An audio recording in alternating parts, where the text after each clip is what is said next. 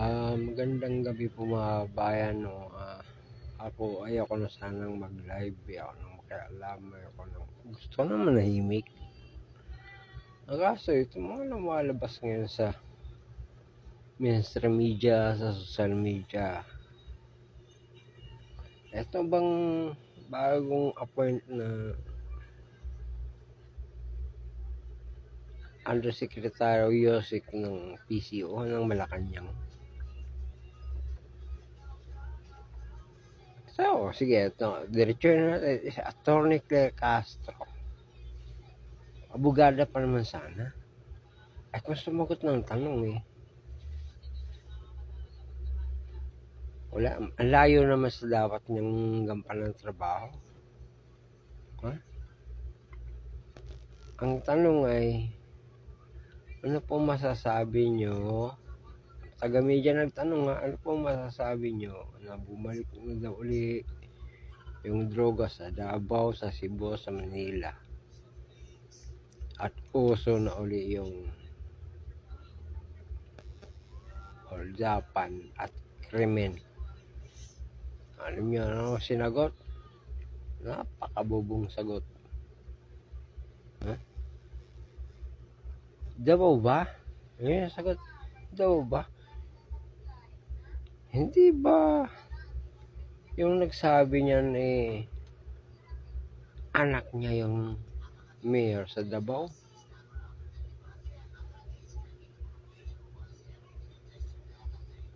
How disgusting. Ang tanong, napakalinaw. Ano masasabi niyo bumalik na uli ang droga at krimen sa Davao, sa Cebu, sa Manila? Parang kulang na lang that it represents the whole Philippines. Bakit doon sa sagot siningil out yung Davao? Baba? Alam mo ikaw, Claire Castro, abogada ka pa na. Ako hindi ako mahilig pumato sa babae, kaya lang ang nakataya dito yung impormasyon para sambayan ng Pilipino, mamamayang Pilipino.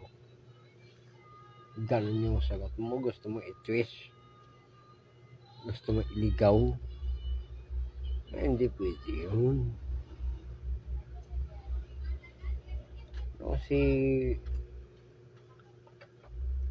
Atty. Trixie ang nandyan Atty. Trixie Cruz Angeles ang nandyan, hindi naman ganyan sumagot yun. So, pag sumasagot yun ng tanong, malinaw.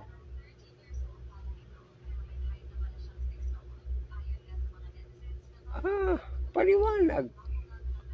Puro lang depensa.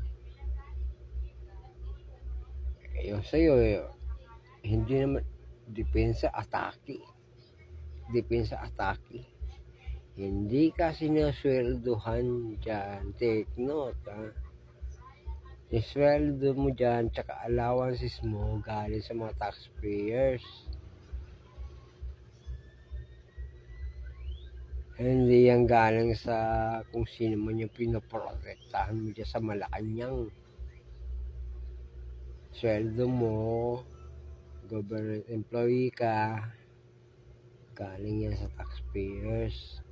So, dapat yung ma-pronounce mo, yung mga statement mo, yung mga sagot mo, kapati-pakinabang sa mamamayang Pilipino, which is they are the taxpayers. Okay? Ito, tuturuan na kita kung paano sumagot. Ito yung tanong. Ano po masasabi nyo na bumalik na uli yung droga, yung krimen sa Davao, sa Cebu, sa Manila? Malino naman yun. It represents Luzon, Visayas, and Mindanao. In short, the whole Philippines. Tapos siningil out ng Davao. Dapat ganito. Tuturang kita. Hindi ako abogado. Wala akong tinapos. Ano lang ako, TESDA lang ako. Pero dapat ganito sumagot professionally sa ganung tanong. Ganito ha. Titingnan natin kung totoo yan. Kasi kung totoo yan, ay hindi natin papayagan yan. Gagawa natin ng paraan para mapigilan yan, yung mga droga na yan, mga krimen na yan. Tingnan natin kung anong magagawa natin ng paraan para mapigilan yan. Ganon dapat ang sagot dyan.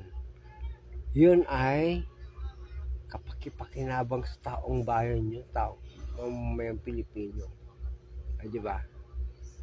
Hindi, yung mga sagot mo, kapakipakinabang dyan sa nakaupo sa Malacanang at ang sinisira mo, mga Duterte. Yun yung maliwanag sa mga banat mo. Atty. Claire Castro. Kakahiya ka. Mabuti nga, mag-vlogger ka na lang uli. Kasi sa pag-vlog mo, kumikita ka sa sarili mo. Ay dyan, sa posisyon mo ngayon, sumusunod sa'yo taong bayan mga taxpayers Tapos interest nang nandiyan sa Malacanang yung pinaprotektahan mo, tapos ang sisirain mo, mga Duterte. Anong pakinabang ng taong bayan doon? Di ba?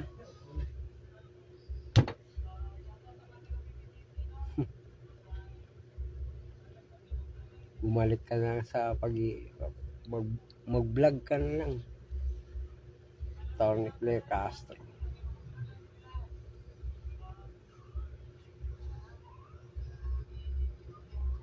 Yun mo yun. Kakadisma yan. Nilagay ka dyan para magpaliwanag kung ano yung nakakabuti para sa mga mamayang Pilipino. Kung ano nagagawang buti ng administrasyon na ito. Hindi para mang-atake. Tapos, ito pa. Naghahanap ka ng data. Totoo ba yan? Ano ba data dyan? Alam mo yung data? Data ng PNP. Palagyan natin yung data ng PNP. Ito si Marvel, Chief PNP. Ano aasahan mong data dyan? Ha? Maglalabas ba ng data yan ng totoong nangyayari? Ang data pwede yung doktorin para mapaganda lang ang record ng PNP. Oy, ito napakainam ng natin, peace and order natin, di ba? Pwedeng doktorin yun. Aasa ka sa data. Ito yung napakagandang gawin mo para mapatunayan mo kung totoo ba nalaganap ang droga at totoo ba nalaganap ang krimen. Lumabas kayo sa Malacanang 10 oras ng gabi, maglakad ka sa lansangan.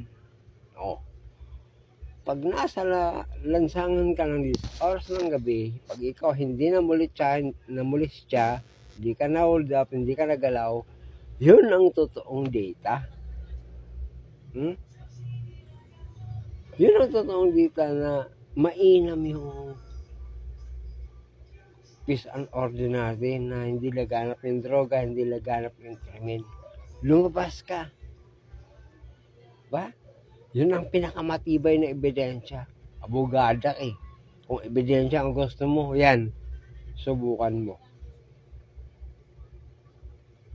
Okay. Inahamon kita. Maglakad ka sa lansangan 10 oras ng gabi para mapatunayan mo kung talagang wala ng droga, hindi laganap ng krimen. Kaga ka pala Pasweldo ka ng taong bayan, uy. Sipin mo yan. Ay, blood ka. Yan lang po muna mga kababayan.